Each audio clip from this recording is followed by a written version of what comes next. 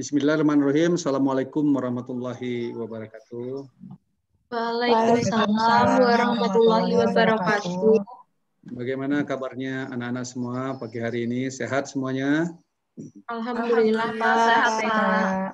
Sehat. Baik ya. Keluarga juga sehat semuanya ya?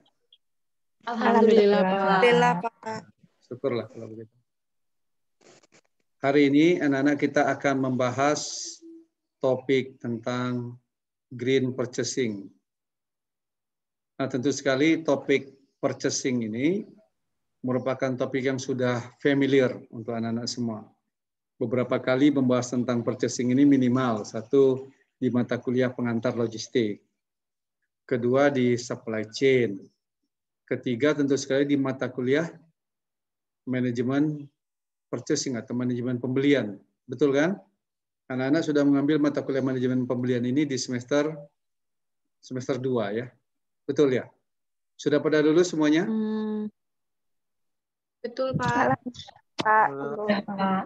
Sudah pada lulus ya?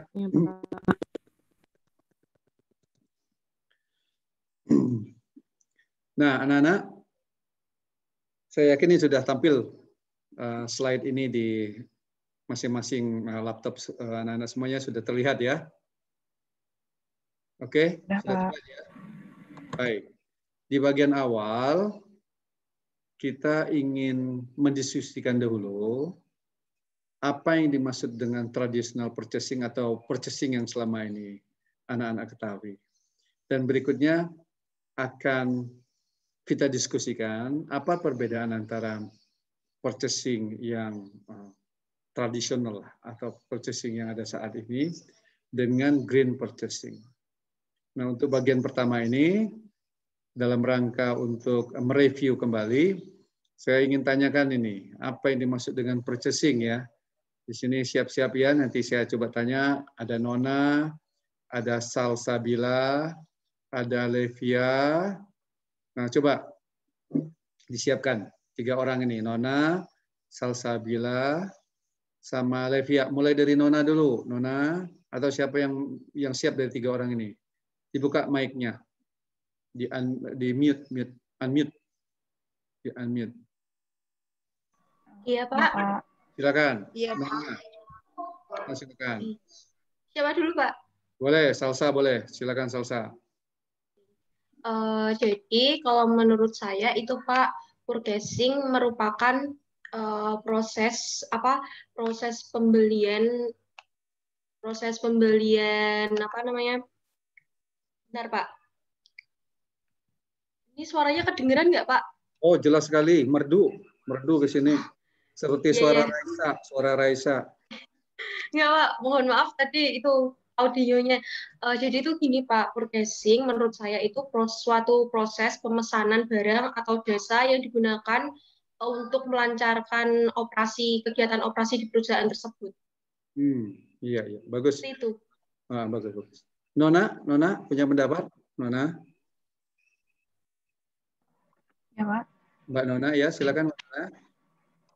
Sama seperti Salsa tadi Pak, proses pembelian material atau jasa untuk memenuhi kegiatan dari perusahaan, kegiatan aktivitas produksi atau servis Pak. Servis, oke. Mbak Levia, terus lanjut. Kalau dari saya suatu proses untuk membeli material berupa barang jadi, barang setengah jadi, atau barang jadi yang ditunjang untuk menunjang proses produksi suatu perusahaan sehingga dapat memenuhi kebutuhan dari konsumennya itu sendiri, Pak. Iya. Bagus. Kemudian ini 3 orang lagi ya. Coba Fakih, Ahdan, sama Dian. Silakan. Fakih monitor. Fakih, Ahdan, sama Dian. Ahdan dulu aja, Ahdan. Boleh Pak. Kalau menurut saya, purchasing dalam arti sempit itu proses membeli, tapi secara lebih luasnya proses untuk menentukan kebutuhan, memilih pemasok, waktu pengiriman, menentukan harga, negosiasi harga yang cocok, menentukan bentuk dan kondisi barang yang sesuai standar perusahaan, yang tujuannya untuk melakukan pembelian seefisien mungkin, Pak, dengan kualitas barang standar yang dibutuhkan perusahaan. Oke, bagus. Fakih sudah monitor, Fakih sama Dian ya. Iya, Pak. Silakan, Fakih. Mas Fakih, silakan. Jangan di unmute lagi, jangan di mute lagi. Fakih, silakan. Dian saja, Dian. Mbak Dian. Mbak Dian. Ya, Pak. Ya. Apa jawabannya? Kedengeran nggak Pak suara saya? Kedengar. Ya, silakan.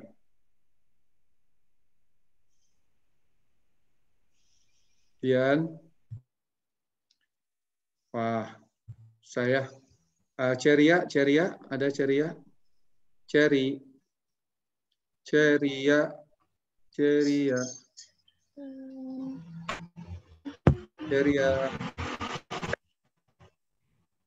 Ceria. Oh, udah nyambung. Sinyalnya. Baik, anak-anak, mohon maaf tadi putus. Silakan dilanjutkan, Mbak Ceria.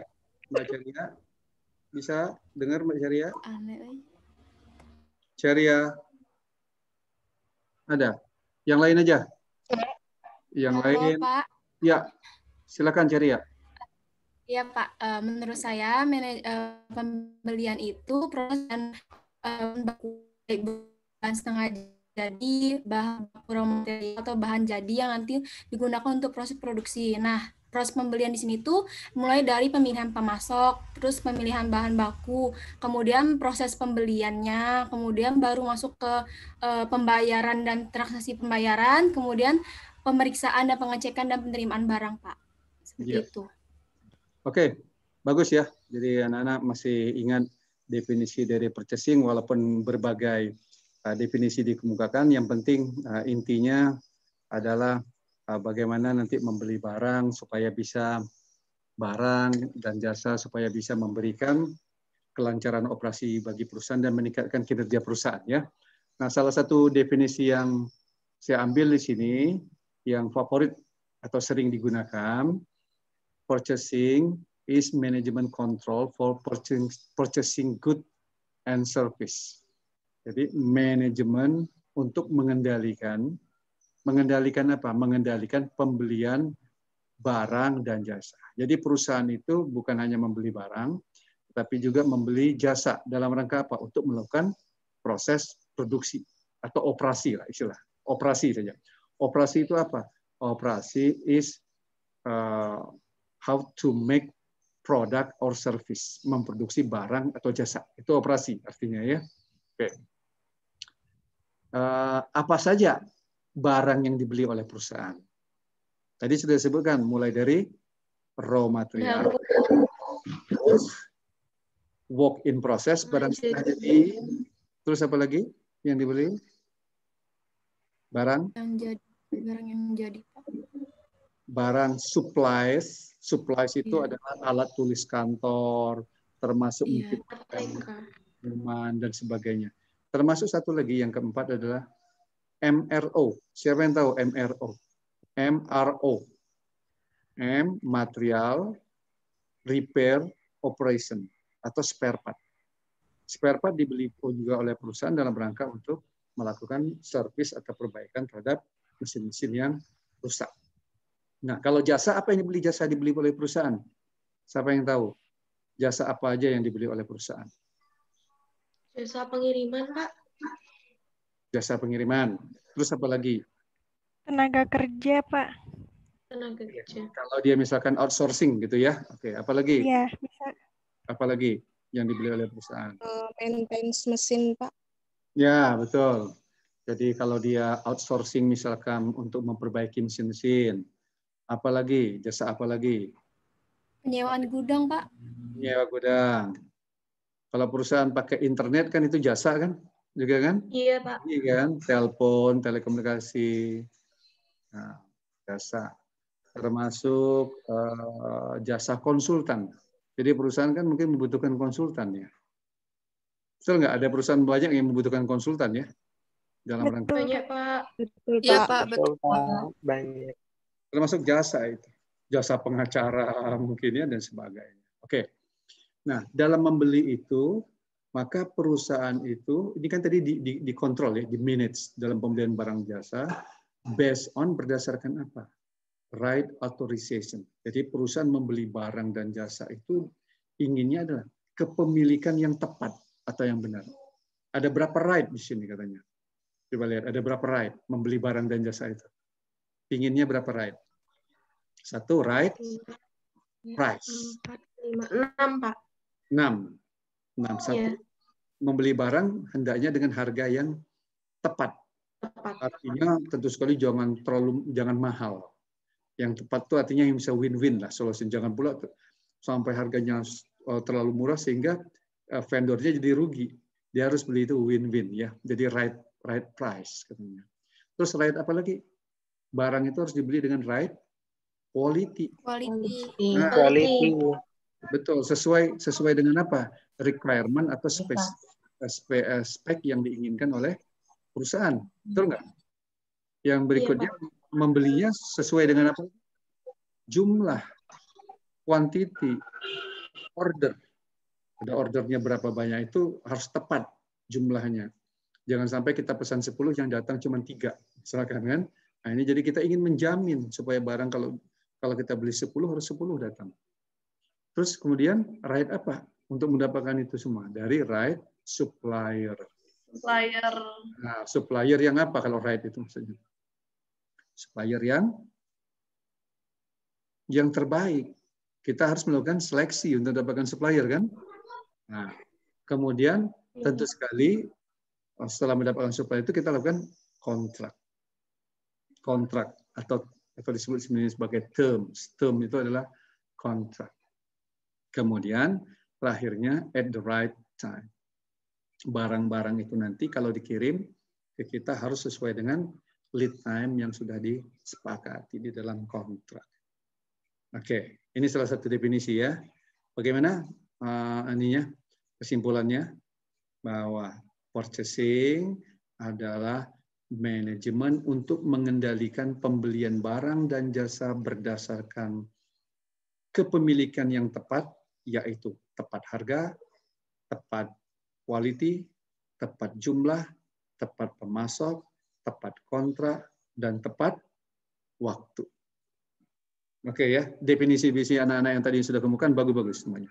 Ini saya lengkapi lagi dengan definisi yang lainnya. Nah, tujuannya apa? Tujuannya apa kita memanage purchasing ini? Tujuannya pertama adalah maintaining the quality and value of the company product or service. Perusahaan ingin mempertahankan mutu dan value yang dideliver oleh perusahaan kepada konsumennya supaya dia bisa tetap yang nomor 4 ini, strengthening the company competitive position, supaya dia bisa mempertahankan posisi kompetitif, posisi keunggulan bersaingnya terhadap perusahaan yang lain. Jadi tanpa inputan, tanpa manajemen purchasing yang baik, maka perusahaan bisa gagal dalam mempertahankan posisi kompetitifnya. Dalam arti kata, kalau bahan baku tidak ada, tentu sekali akan terjadi keterlambatan proses produksi. Ya, kalau keterlambatan proses produksi, barang tidak tersedia di pasaran. Nah, sehingga posisi kompetitifnya jadi hilang. Kemudian yang kedua juga membeli barang, ini kita kaitkan dengan inventory management. Apa yang penting dalam inventory management itu? Menjadi kriteria atau performance dari inventory management. Apa performance-nya? Kalau kita memanage persediaan, kita ingin performance-nya apa? Ukuran kinerja bahwa persediaan yang kita tangani itu bagus, jika apa? Siapa yang tahu? Tidak berlebihan ataupun kurang, Pak. Waktu penyimpanannya tidak terlalu lama, Pak. Penyimpanan tidak lama, tidak berlebih, tidak kurang. Performance paling kuncinya apa? Performance paling kuncinya. Tadi disebutkan sudah betul. Biayanya, Pak? Ya, itu dia. Jadi biaya apa, Dian? Biaya apa? Komplitnya apa? Biaya pembelian. Biaya Biaya penyimpanan. Biaya penyimpanan. Ya, komplitnya anak-anak adalah total inventory cost a month. Total inventory, ongkos inventory dalam setahunnya minimum. Itu kan total cost-nya kan, kita ngitungkan total cost. Total cost itu terdiri dari harga barang, ongkos simpan, ya. Nah, kemudian juga harga dari pembelian. Juga kalau terjadi tidak diinginkan terjadinya stock out di situ ya. Itu semuanya ditotalkan menjadi total cost inventory dalam 1 tahun. Sehingga masih ingat anak-anak apa metode dalam rangka kalau yang deterministik dalam rangka untuk meminimasi inventory? What is the methods?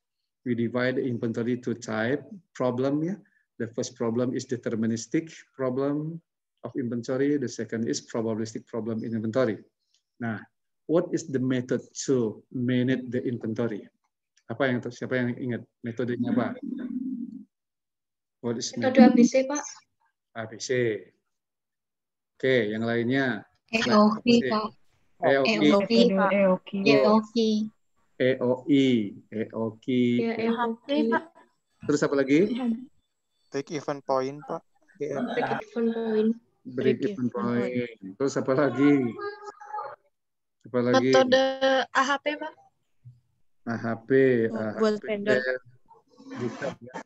AHP itu untuk seleksi vendor. Apa? Jadi ada economic opportunity, economic opportunity, apa average, oke. Siapa lagi? FIFO. FIFO. Apa lagi? Kalau produk-produknya itu adalah yang dependent, saling bergantungan antara satu dengan yang lainnya. Bagaimana kita menghitung inventory-nya dengan menggunakan metode depannya apa? MRP.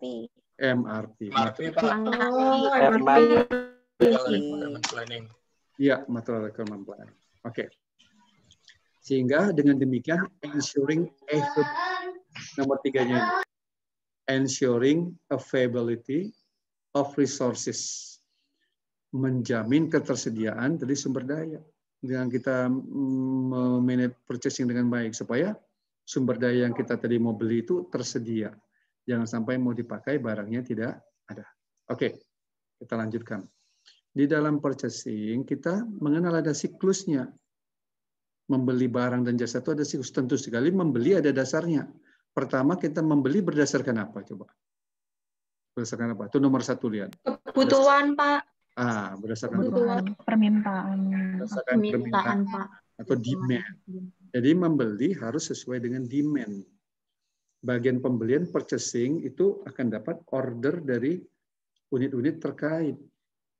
Kalau misalkan spare part itu mungkin dari unit maintenance yang akan mengorder berapa barang-barang. Sementara kalau material dari unit PPIC, Production Planning and Inventory Control ya. Itu ada orderan yang masuk yang harus dieksekusi. Nah, tentu sekali the second step the purchasing management must collect the vendor data. They must make the database of vendor. Membuat database dari vendor. Itu yang disebut sebagai appraisal of the source of supply. Mengappraise. Cari vendor-vendornya, dibuat database. After that, the third step is the purchasing management must selection supplier. Melakukan supplier selection. Nah, di dalam supplier selection itulah macam-macam metode digunakan. Tadi bisa menggunakan misalkan AHP untuk selection-nya ya. Bisa menggunakan weighted, pembobotan. Nah, setelah itu baru jadi kontrak. Kontrak dibuatlah PO, purchase order. Ya, Dari purchase order ini nanti akan kita monitor, ini misalkan pengiriman barangnya, di track and trace sama kita. Posisi sudah sampai di mana dan sebagainya. Kenapa mesti di order monitor? Kenapa order itu mesti dimonitor? Fernanda, tahu nggak Fernanda? Fernanda, kenapa order mesti kita monitor? Mengantisipasi misalnya barangnya hilang atau salah alamat, Pak. Bagus. Hilang selamat dalam rangka untuk menjamin supaya barangnya bisa tepat waktu sampai di kita. Sampai ke tujuan. Sampai ke tujuan. Ya. Oke, setelah itu kan barangnya datang, incoming goods. Datangnya kemana ini barang itu? Dian, kalau barang datangnya kemana Dian? Incoming goods. Ke warehouse, Pak. Ke warehouse. Apa yang dilakukan? Apa yang dilakukan kalau barang datang ke warehouse? Biasanya diseleksi mana yang akan disimpan dan mana barang yang akan langsung dikirim ke distributor. Distributor. Oke, kalau ini misalkan bahan baku. Kalau bahan baku maka barangnya. Kalau bahan baku itu disimpan atau enggak diproduksi sama bagian manufakturnya, Pak. Ya. Oke, tapi sebelum itu dilakukan dalam incoming goods ini apa aktivitas yang dilakukan Rahayu? Rahayu dengar? Rahayu Sri? Beta. Rahayu boleh? Ya, Rahayu, Pak, maaf. Rahayu. Dibongkar muat dulu, Pak. Betul. Ya, sebelum dibongkar muat kan kita harus mencocokkan dulu dengan surat jalan. Dicek dulu manifestnya sesuai atau enggak sama kuantitas barangnya. Iya, oke. Setelah itu baru diperiksa kan? Diperiksa. Iya. Periksa kuantitinya, kualitinya. Baru setelah beres semuanya baru dimasukkan ke dalam stok. Masukkan ke dalam penyimpanan stok. Jadi kita stok manajemen. Ya, stok manajemen dimasukkan ke dalam sistem, ditempatkan barang itu di mana, gitu di rak-rak mana, begitu ya. Kemudian kan selanjutnya ini barang kan akan dipakai. Ada yang barang yang keluar, mungkin ada yang masuk lagi barangnya. Maka itu perlu dilakukan apa namanya? Auditing.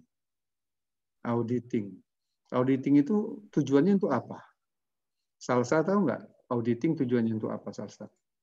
Gimana, Pak? Auditing. Ini. Barang di audit. Auditing. Jadi untuk peletakan barang, Pak. Jadi misalkan barang yang cepat keluarnya atau keluar duluan nanti ditaruh di dekat pintu seperti itu. Jadi biar nggak nambah-nambah waktu buat nanti pickingnya seperti itu. Buat ngatur warehouse-nya. Ngatur warehouse ya. Iya. Iya. Di samping itu juga, barang. Di samping itu kan juga tadi kan barang kan dipakai ya, Salsa wilayah dipakai. Nah, sekarang kalau di komputer tertulis misalkan 100 barangnya. Sisanya 100. Nah, betul nggak itu di fisik sesuai 100 kan? Nah, kan mesti cek di audit jumlahnya ya. Jadi untuk memastikan apakah kesesuaian barang. Ada apa tidak. Jadi kita sebut sebagai proses auditing stock of name ya atau stock take. Baik, barangnya rusak apa tidak kan? Bisa jadi kan barangnya rusak begitu ya, atau hilang atau sebagainya. Kita audit. Setelah itu nanti kita lakukan lagi pemesanan untuk barang-barang yang lain. Nah ini kita sebut sebagai purchasing cycles. Nah sekarang kita lihat berikutnya setelah kita membahas traditional purchasing, mari kita lihat what is different with the green purchasing. Nah, menurut anak-anak apa perbedaannya dengan green? Perbedaannya dengan green apa? Itu Pak, di pemilihan supplier sama pemilihan bahan bakunya Pak. Terus kalau misalkan green itu dia meminimalisir bahan baku, meminimalisir itu produk atau bahannya. Meminimalisir bahannya. Oke. Ya, penggunaannya itu. Penggunaan. Amelia Ayu? Amelia Ayu. Amel. Ya, Pak. Menurut Amel, kalau yang green bagaimana? Amel? Ya, Pak. Maaf, Pak. Suaranya kurang jelas. Ya, kalau yang green purchasing, menurut Amel bagaimana? Green purchasing.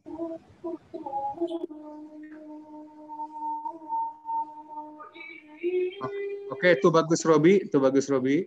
Coba Robi, Mas Robi. Mas Robi. Iya, Pak.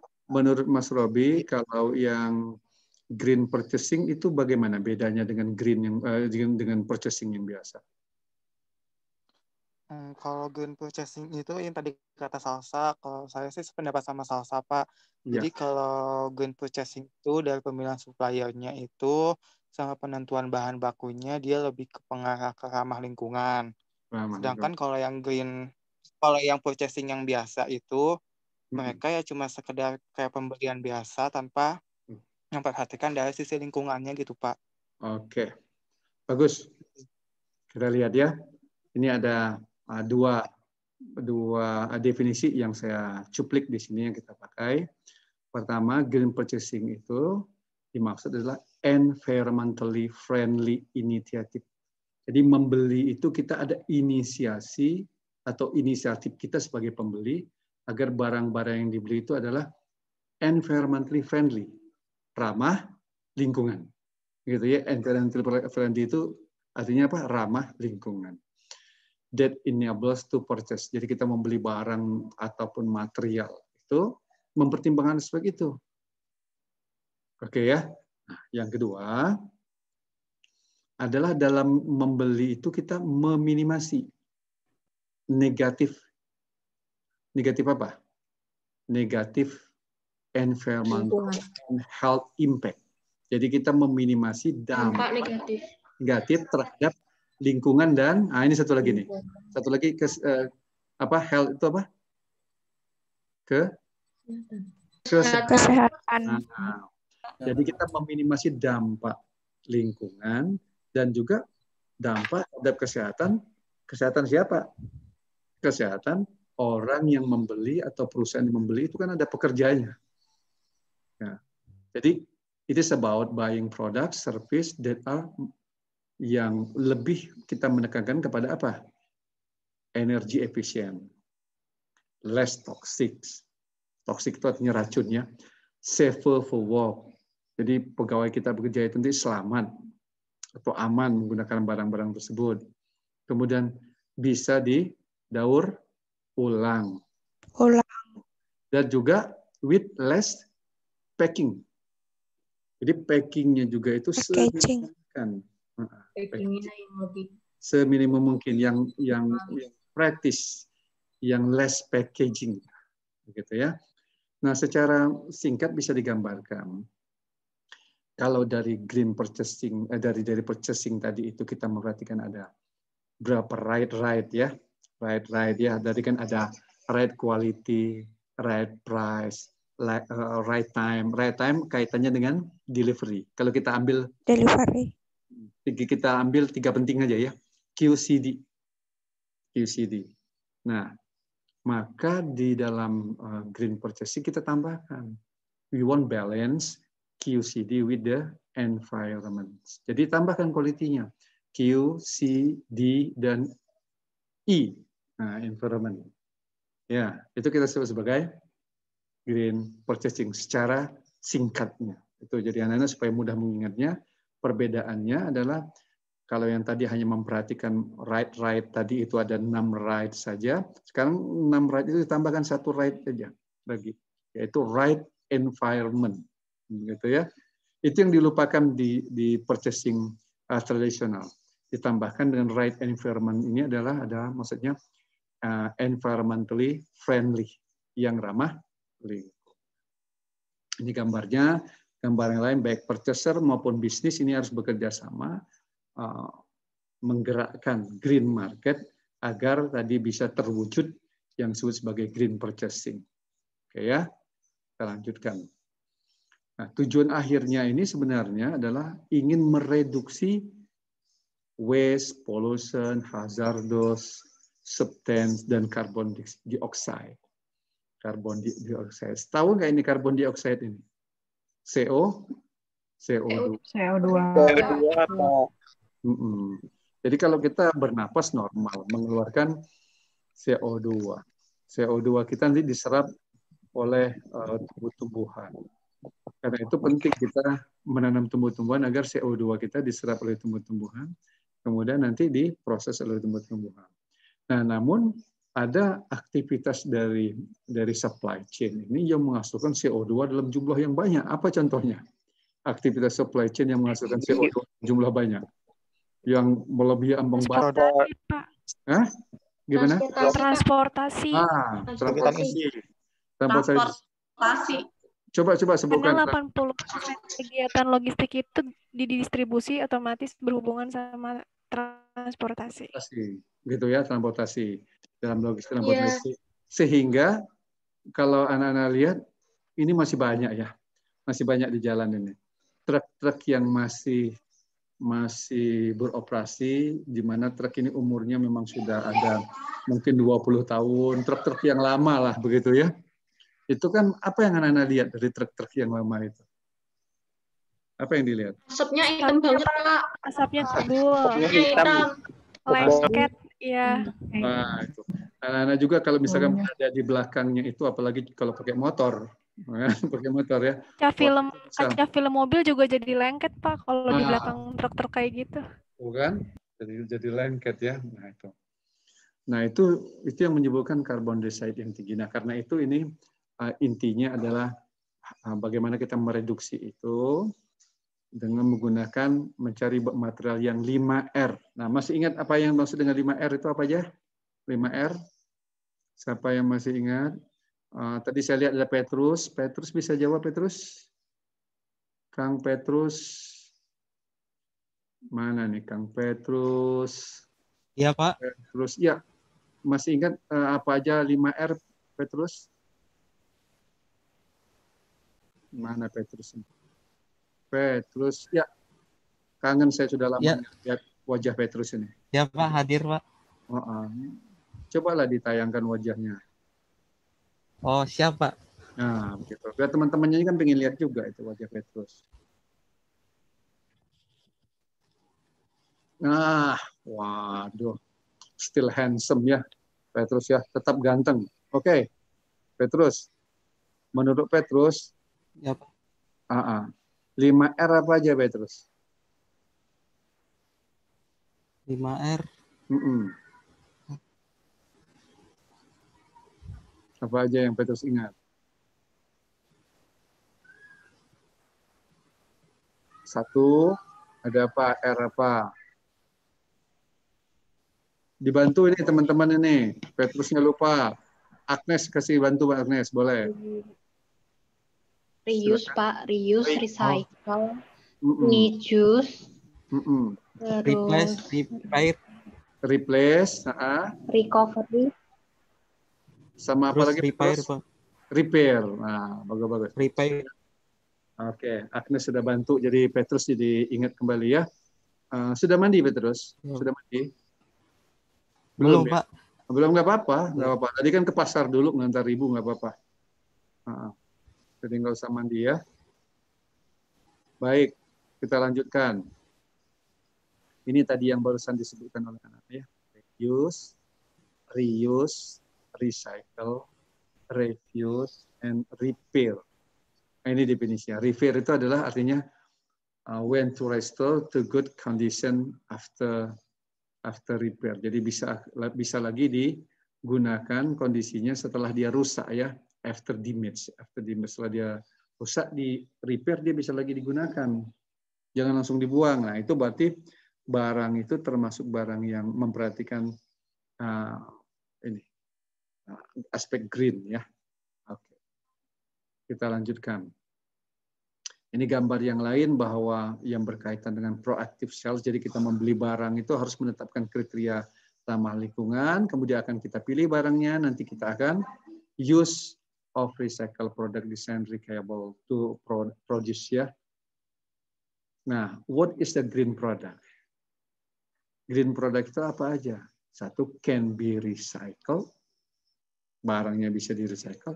have a recycle content, kemudian barang itu B, energy efficient, emission reduction, ya, reusable, biodegradable. Nah, ini siapa yang tahu biodegradable?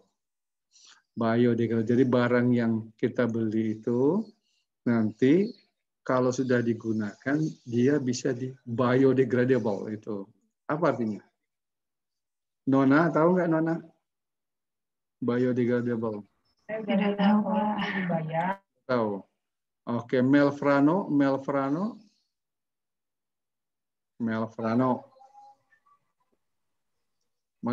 kemana? Unique.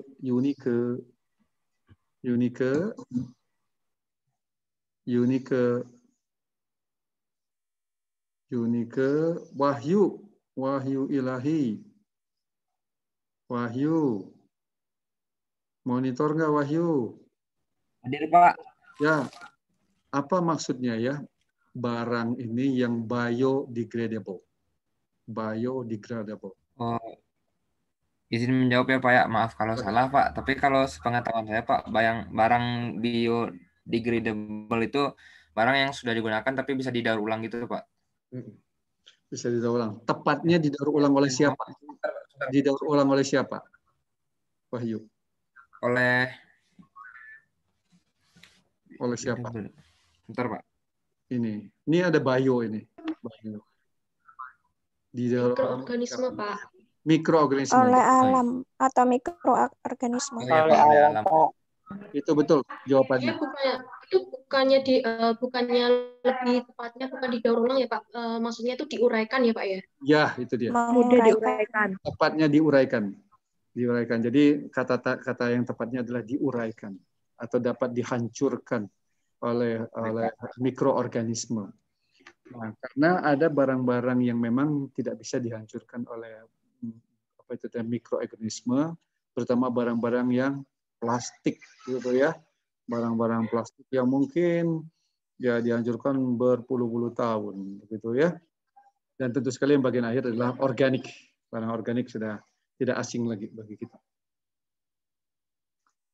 Bagus. Berikutnya adalah isu dalam membeli ini.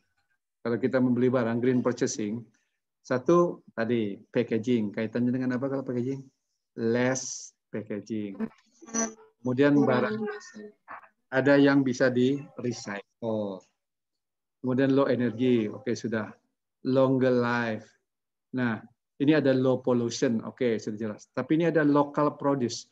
Mengapa dalam membeli kita lebih memilih kalau tersedia di lokal, lebih baik kita memilih barang lokal daripada barang yang impor. Mengapa? Alasannya apa? Ini kriteria green. Saya pengen tahu alasannya. Torik tahu? Mengurangi ini, Pak. Mengurangi transportasinya, Pak. Transportasi distribusinya. Kalau semakin jauh, otomatis polusi yang dihasilkan semakin banyak dong, gitu. Iya, bagus sekali jawabannya ya. Nah, itu maksudnya. Oke. Sip. Kita lanjutkan. Kita lihat ada purchasing kriteria. Pertama, policy-nya. Kedua, life cycle. Ketiga adalah environment impact. Keempat adalah performance information. Begitu ya, kita lihat penjelasannya. Yang dimaksud dengan policy and product specification adalah including environment consideration as a factor. Membeli barang, pertama-tama kita harus pertimbangkan policy kita, kebijakannya apa? Kebijakannya adalah yang ramah lingkungan. Kedua, pertimbangkan juga adalah product life cycle or reduction potential risk to health. Jadi untuk mengurangi potensi dari risiko terhadap kesehatan dan lingkungan. Mari kita lihat gambarnya. Ini kalau anak-anak melihat gambar ini, ya, ini yang kita sebut sebagai suatu life cycle dari produk. Gambar ini sebenarnya juga pernah dijelaskan waktu kita membahas pertemuan pertama. Membedakan green supply chain itu apa. Kita lihat kan green supply chain itu mulai dari tahap desain atau ide, kita sudah mempertimbangkan aspek green. Nah, kalau kita lihat dari cycle product apa? Mula-mula barang itu didesain. After that, pre-manufacturing. And then manufacture. And after we got the finished product, the product we will be packaging for the distribution. Yeah. After that, we transport to the channel distribution until to the customer. And the customer will use the product, yeah, or reuse. And after that, product will be disposal or recycling. Ini adalah siklus dari suatu produk. Maka untuk apa itu dalam purchasing itu, karena dalam hal mendukung supply chain yang ramah lingkungan atau yang green ini, mulanya dari purchasing. Maka purchasing itu tujuannya harus apa?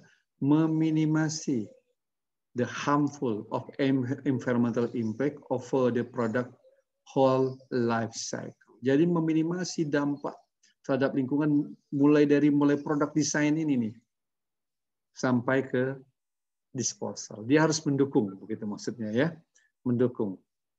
Nah, itu kebijakan yang tadi dikaitkan dengan product life cycle. Kemudian juga comparison of environmental impact. Environmental impact to be given due consideration.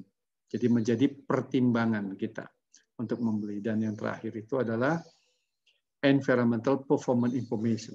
Artinya dalam hal ini kita harus ada keterbukaan informasi dalam hal pengukuran kinerja dari purchasing ini. Baik dari tentu sekali ini dari pemasok-pemasok kita, itu kita harus ada keterbukaan dari pemasok dalam rangka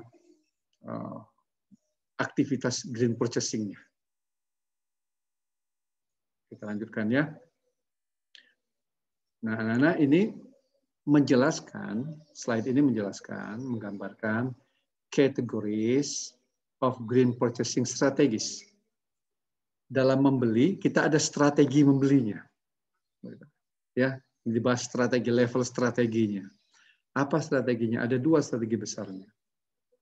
Yang pertama, green purchasing monitoring strategi. Strategi untuk memonitor green purchasing. Yang kedua, green purchasing collaboration strategi. Strategi kolaborasi pembelian yang ramah lingkungan. Jadi ada dua hal yang dilakukan. Nah, ya, ada dua hal yang dilakukan. Oke.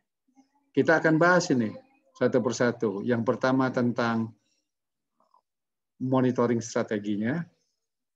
Itu terdiri dari product content requirement dan seterusnya. Yang kedua nanti collaboration-nya dari mulai product stewardship dan seterusnya. Oke, kita bahas satu persatu ya. Ada dua slide menjelaskan ini. Yang pertama adalah product content requirement. Ini kan kita strategi memonitornya. Strategi memonitor caranya adalah bahwa perusahaan yang akan membeli menetapkan kebutuhan akan produk itu kepada supplier, harus tetapkan begini, bahwa barang yang dibeli itu, dia bilang ya, have desirable environmental attribute or to exclude di sini. Artinya barang yang dibeli itu jangan sampai berisi atau mengandung unsur-unsur yang beracun atau yang merusak lingkungan. Ya. Itu yang pertama yang perlu kita monitoring. Yang kedua, cara memonitornya ini katanya. Supplier Environmental Questionnaire. Kita membuat suatu questionnaire atau list pertanyaan yang kita tujukan kepada supplier kita yang supplier must filling out the questionnaire, mesti mengisi. Apa yang mesti diisi? Yaitu ada indikator-indikator, nanti bagian belakang kita sebutkan indikatornya apa, yang berkaitan dengan environmental information. Apa yang telah dilakukan oleh pemasok kita terhadap aspek lingkungan. Berikutnya yang ketiga yang kita monitor adalah product eco-labeling. Nah, eco-labeling itu, kalau eco apa artinya nih? Eco. Ramah lingkungan. Ramah lingkungan. Istilah yang lain ya. Eco-labeling. Ramah lingkungan. Buyer, jadi ini beberapa terminologi lah yang digunakan ya, supaya kita tahu juga beberapa eco-labeling. Nah, buyer, pembeli, require supplier to have. Jadi pembeli itu meminta kepada suppliernya agar supplier ini have a third party environmental certification. Dia harus punya juga sertifikat yang ramah lingkungan. Apa sertifikatnya, anak-anak? Tahu nggak itu? Sertifikatnya ISO 14.000, Pak. ISO BPOM. 14.000. ISO 14.000. 14.000, Pak. Series ya. Oke. 14,000 series, 14.001 dan seterusnya itu. Itu kita mesti tuntut ke mereka, punya nggak itu. Jadi harus kita monitor, mereka harus punya itu. Kemudian requiring supplier to develop an environmental management system. Jadi supplier harus punya ini environmental management system. Dari hal ini kita lihat ya, bahwa sebenarnya perusahaan kita itu, kalau perusahaan kita mau green, kita tidak bisa berdiri sendiri. Kita harus punya supplier yang green juga. Intinya di situlah. Ya, anak-anak ya. Nah, termasuk supplier compliant auditing ini. Audit tentang bagaimana supplier kita compliant terhadap masalah lingkungan. Ini monitor. Yang kedua, ada yang mau tanyakan nggak di sini? Kalau ada yang mau tanyakan boleh. Monitor. Jadi strateginya ada dua. Kita memonitor, tadi saya ulangi, bahwa perusahaan kita tidak bisa green kalau kita tidak bisa mendapatkan supplier kita yang green juga. Gitu. Kita bisa green kalau supplier kita juga green begitu. Nah, untuk itu pertama kita strateginya monitor dulu. Monitornya apa? 5 perkara ini kita monitor. Supaya kita dapat supplier yang green. Gitu. Nanti yang kedua, selain monitor, tidak cukup hanya monitor. Kalau kita ingin supplier kita itu ramah lingkungan, kita harus juga kolaborasi, kerjasama sama dia supaya dapat yang ramah lingkungan. Gitu ya. Nah, bisa ditangkap ya intinya. Nah, saya masuk yang kedua dulu ini supaya kalau mau tanya nanti biar bisa nyambung. Yang kedua, kita mesti collaboration. Ya, manufacturer must collaboration with the supplier. Apa yang perlu di collaboration? Pertama, product stewardship, penata laksanaan produk. Kita gini, buying company artinya pembeli need to take responsibility, mengambil tanggung jawab for reducing negative environmental impact of product or state of life cycle. Ini, jadi kita kerjasama dengan supplier itu untuk bagaimana menyediakan barang-barang yang ramah lingkungan. Jadi jangan cuman kalau kerjasama apa artinya? Saling take and give, lah gitu, saling win-win solution. Jadi dia mungkin ada butuh apa? Butuh bantuan apa? Misalkan bantuan educating, nomor 3 ini. Educating supplier. Ya mungkin kita mesti budgetkan dana untuk sharing knowledge bagaimana untuk how to manage the environmental issues. Environmental issues. To improve the supplier environmental performance. Jadi untuk dia supaya karena di dalam hal supply chain kita tahu bahwa kunci dalam supply chain itu adalah kita harus berpartnership dengan pemasok. Nah, kan? Nah, kalau kita ingin sukses, kita tidak bisa kita itu sukses tanpa supplier kita juga bagus. Kalau supplier kita tidak bagus, kita tidak bisa sukses. Karena itu kita mesti kolaborasi dengan supplier. Karena itu dengan kolaborasi ini apa ya? Kita melakukan ada yang perlu kita, misalkan supplier kita kan kecil, mungkin tidak punya dana dan sebagainya, itu perlu kita adanya pembinaan, educating. Kemudian collaborating in design, bahkan lebih jauh kita melakukan collaboration in design. Desain dari apa? Dari apa itu namanya yang akan disuplai, raw material yang akan disuplai ke kita itu, kita sudah kerjasama dalam desain itu supaya raw material itu nanti ramah lingkungan. Ya, di sini kuncinya. The quantity of supplier component control the cost of green product, decrease their response time market, avoid problem dealing with the green image they uphold. Nah, itu semua kita kerjasama. Kemudian juga yang keempat adalah joint development of green production. Kita sama-sama ikut melakukan pengembangan untuk apa?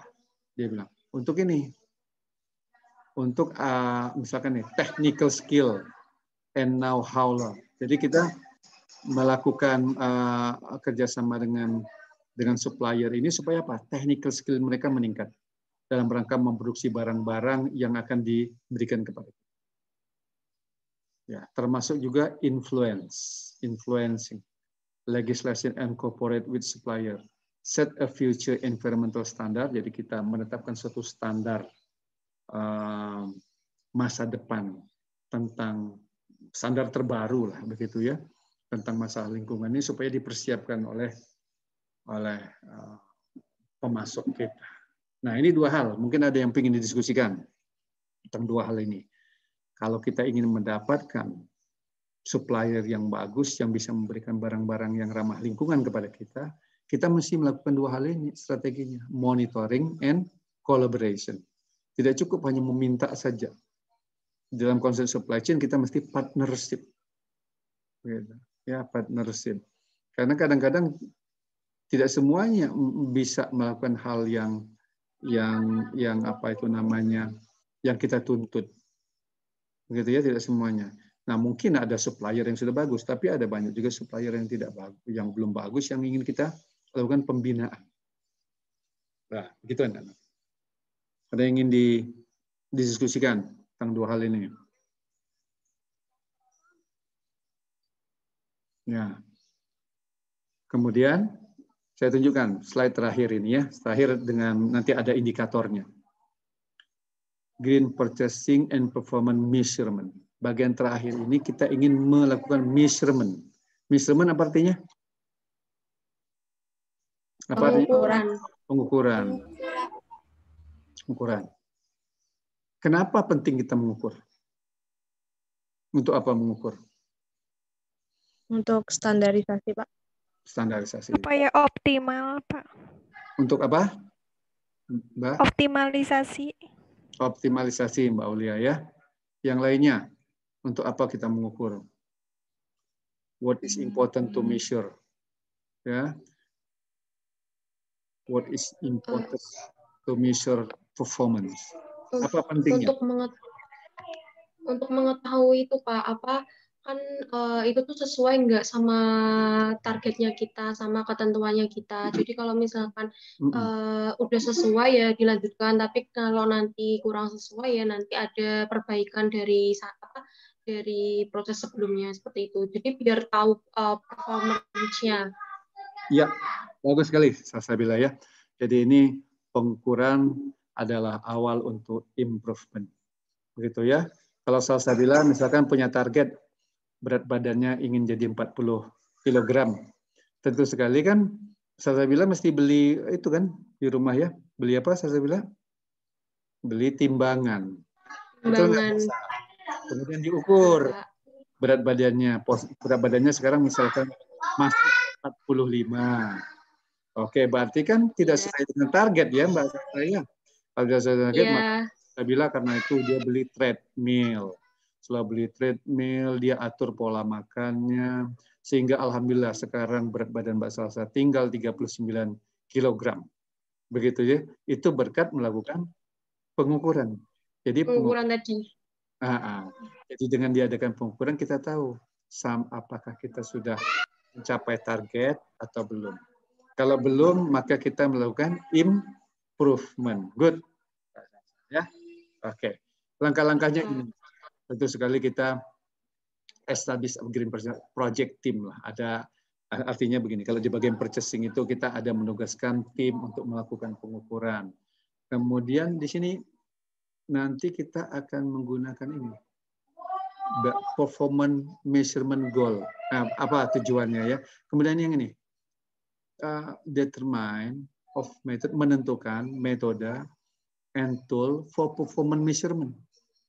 Nah, ini tools-nya. Nah, menurut anak-anak, tools-nya ini apa tools yang anak-anak ketahui ya? Satu. Yang kedua, nanti dari tools ini nanti ada indikator. Saya tanyakan yang indikatornya aja. Menurut anak, indikatornya ya, apa yang akan kita gunakan untuk mengukur? Jadi untuk mengukur apakah perusahaan kita ini sudah green apa belum, kira-kira indikatornya apa saja? Beta, coba beta. Betanya sama Rahayu ya, coba betanya. Menurut betanya, apa saja betanya? Betanya. Maaf Pak, tadi apa Pak? Iya maaf Pak. Jelas nggak Pak? Indikator yang digunakan untuk mengukur kinerja purchasing, green purchasing. Apa saja? Setelah ini Rahayu ya. Ayo, apa saja? Rahayu, apa Rahayu? Rahayu? Ya Pak. Apa saja? Indikatornya kira-kira menurut Rahayu apa indikatornya?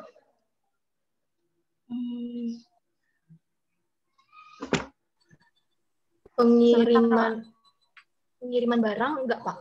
Pengiriman barang. Indikatornya. Terus apa lagi?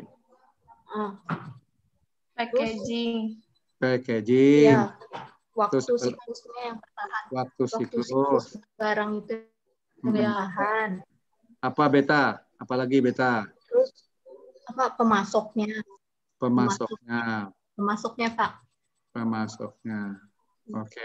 Manufakturnya juga Pak. Green manufacturing. Green manufacturing. Apalagi? Kualitas barang. Kualitas barang. Kualitas barang sama resiko dari resiko. Baik, bagus ya. Nah, kita lihat ya. Ada metode dalam rangka untuk mengukur dari kinerja green supply chain. Ini salah satu metode, tentu sekali ada banyak metode yang lain. Yaitu kita sebut sebagai metodenya balance scorecard. Pernah dengar nggak balance scorecard atau BSC ini? Balance scorecard.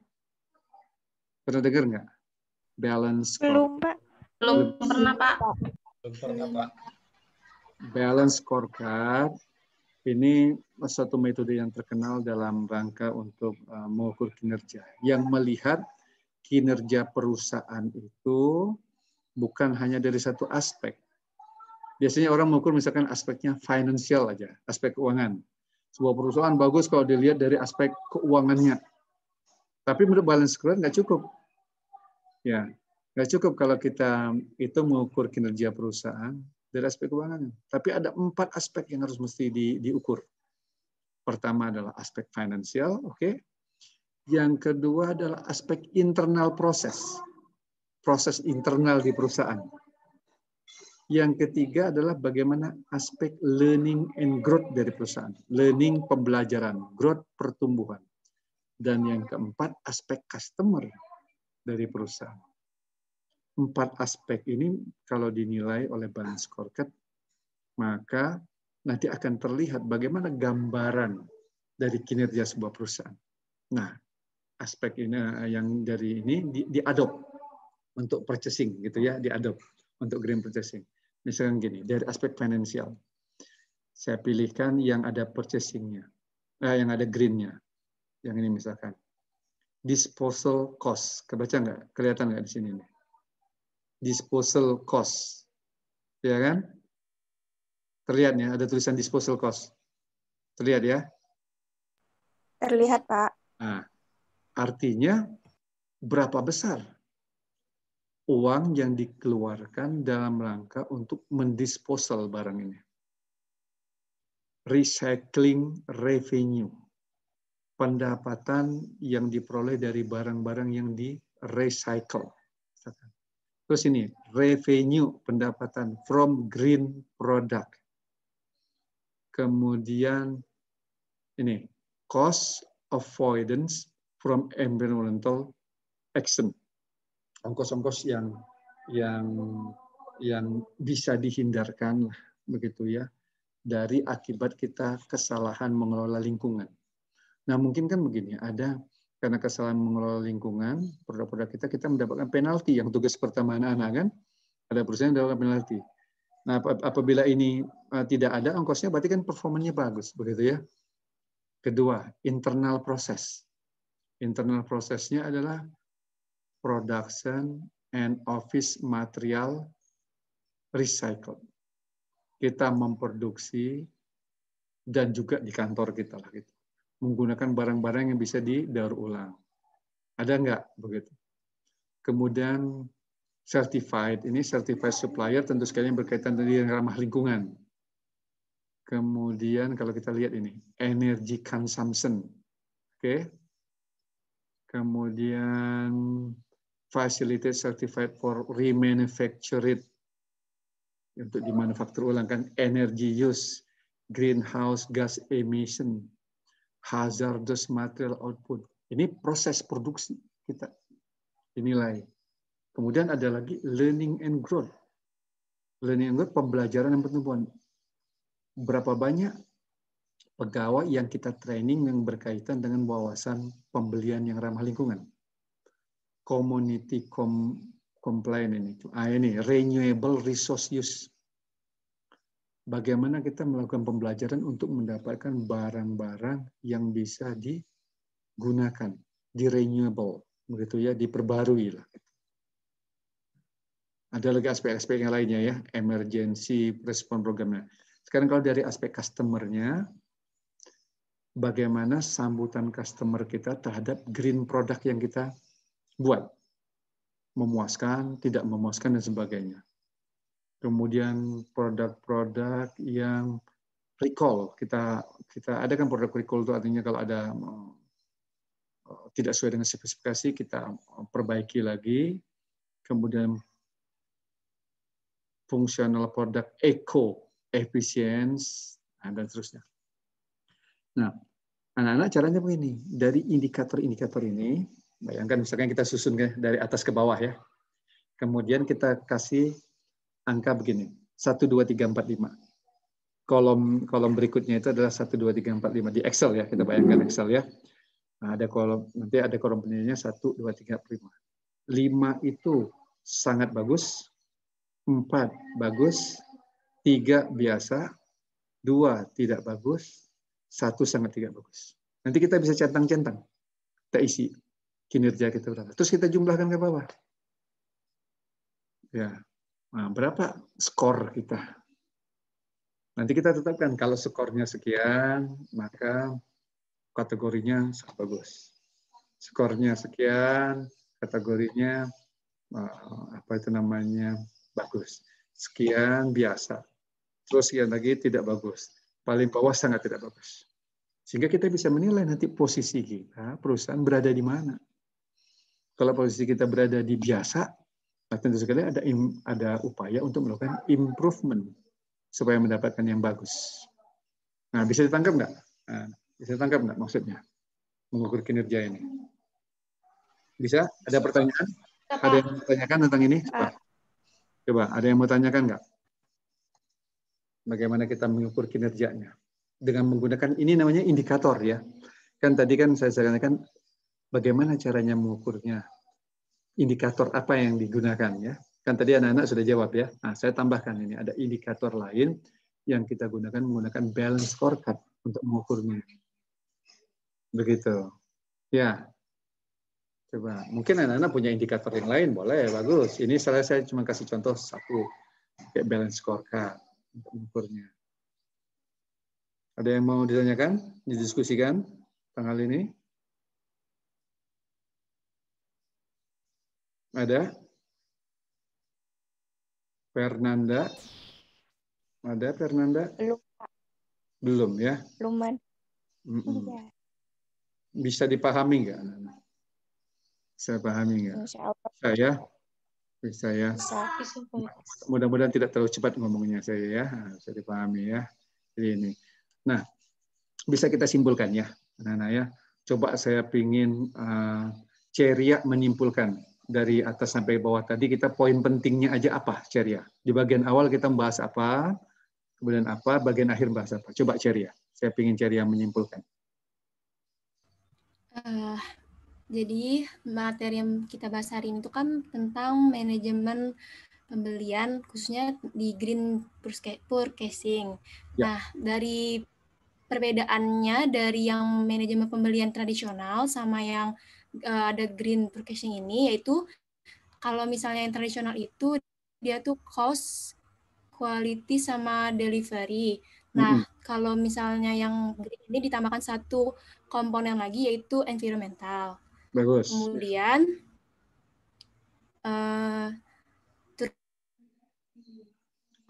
cara ini strategi. Dari proses dari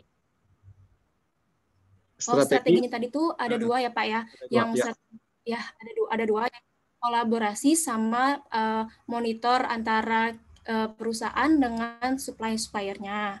Ya, oke. Yang kedua kolaborasi ya. Oke. Nah, bagian akhir. Iya. Bagian akhir adalah yang barusan kita diskusikan. Yaitu metodenya mengukur. Pak. Nah, salah satu metode untuk mengukur ininya Pak, apa sih? Performance dari green purchasing kita ini udah berhasil atau belum. Nah, mengukurnya itu bisa menggunakan indikator-indikator metode seperti yang ditampilkan saat ini, yaitu balance scorecard categories. Nah, itu nanti tuh bisa kita ngukurnya tuh bisa pakai Excel. Jadi kayak kita nentuin range angka 1 sampai 5. Di situ kita nentuin nilainya, Pak. Nanti kita jumlahin, terus kita baru melihat sebenarnya proses green purchasing kita tuh udah di tahapnya mana. Maksudnya udah berhasil apa belum. Ya, bagus. Ya, bagus. 2 jempol untuk Ceria ya, simpulannya. Bagus. Nah, terima kasih ya. Nah, kemudian selanjutnya ini anak-anak yang untuk meningkatkanlah performansi anak-anak juga tentang pemahaman. Kita lanjutkan tugasnya ini anak-anak ya. Anak-anak cari di internet perusahaan, satu aja perusahaannya, yang telah berhasil mengimplementasikan green purchasing. Artinya dalam dia beroperasi, dia membeli barang-barang itu menggunakan konsep-konsep yang tadi lah. Begitu. Satu perusahaan aja ya. Nah, bikin videonya 3 menit aja Pak. Ya, oke. Ada yang mau tanyakan nggak tentang tugas ini? Saya mau tanya Pak, izin bertanya Pak. Silakan. Kalau misalkan green procurement itu boleh nggak Pak? Kan masuk ke dalam purchasing juga, boleh? Ulangi Robi, ulangi. Kalau misalkan dapatnya di internet itu perusahaan yang menerapkan green purchasing itu kan sedikit. Nah, kalau misalkan dia itu menerapkan green procurement, boleh nggak Pak? Sama aja ya? Sama. Oke. Green purchasing, green procurement boleh. Sebenarnya procurement adalah sistem yang lebih besar daripada purchasing. Kalau purchasing khusus buy, membeli ya. Kalau procurement dia mengelola semuanya, gitu, dari mulai siklus purchasing itu semua tadi dikelola dengan baik. Boleh, itu ya. Dan ini perusahaan ini tidak hanya terbatas yang manufaktur, tapi perusahaan jasa juga boleh, misalkan perusahaan. Kalau kita di logistik, misalkan perusahaan freight forwarding, perusahaan kurir service, PT Pos, PKJNE, perusahaan-perusahaan apa ya, yang lainnya. Jadi bisa juga rumah sakit, anak-anak ya. Nah, itu sektor-sektor logistik boleh, sektor-sektor yang jasa itu misalkan rumah sakit boleh, sektor pemerintahan juga boleh, begitu ya. Jadi semua sektor, perusahaan-perusahaan apa saja begitu. Jadi tidak harus manufacturing yang memproduksi barang. Misalnya telekomunikasi itu bisa itu, perusahaan telekomunikasi. Mungkin ada yang mau ditanyakan anak-anak? Jadi luas, seluruh perusahaan apa saja yang produksi barang maupun jasa, begitu. Ya, tapi cari yang mudah yang ada contohnya. Levia, mau ada yang tanyakan, Levia? Bapak izin bertanya, misalnya kita sudah menemukan kriteria yang misalnya perusahaan itu berikan ke suppliernya. Kemudian nanti digolongkan ke dua metode tadi atau tidak, Pak? Nah, ini maksudnya, tidak usah digolongkan. Jadi ini cuma menjelaskan saja, menjelaskan misalkan ini perusahaan Coca-Cola dalam rangka dia misalkan ya Coca-Cola ya, dalam rangka dia untuk memperoleh bahan baku dari pemasoknya, dia telah menerapkan prinsip green purchasing dengan kriteria ini. Nah, begitu aja sudah. Kalau mau ditambahkan dengan bahwa dia melakukan kolaborasi, dia juga memonitoring, bagus. Ada tambahan itu. Kalau tidak ada informasi itu no problem. Yang penting di sini intinya ada sebuah perusahaan manufaktur maupun servis menerapkan konsep green purchasing, itu aja. Kriteria yang digunakannya apa terserah perusahaan itu. Beda-beda mungkin antara satu perusahaan dengan perusahaan yang lain ya. Nah, itu beda-beda mungkin. Nah. Terima kasih, Pak. Sama-sama lah ya. Ada yang lainnya, Nana mau tanya? Jelas ya, Nana ya? Oke. Ya, sudah clear. Mudah-mudahan ini pembelajaran hari ini ada memberikan nilai tambah lah, sedikit pengetahuan, sharing pengetahuan ya kepada anak-anak semua ya. Mudah-mudahan bertambah ilmu kita, bertambah amal kita ya anak-anak pada hari ini ya. Amin. Amin. Dan saya ucapkan terima kasih. Amin. Terima kasih semuanya ya atas perhatian anak-anak semua dalam mengikuti perkuliahan ini, dan saya doakan semuanya semoga tetap sehat walafiat bersama keluarga ya. Sampai ketemu minggu depan. Pak, terima kasih Pak. Assalamualaikum. Terima kasih, Pak. Terima kasih banyak, Bapak. Waalaikumsalam warahmatullahi Ya. Assalamualaikum warahmatullahi wabarakatuh. Waalaikumsalam.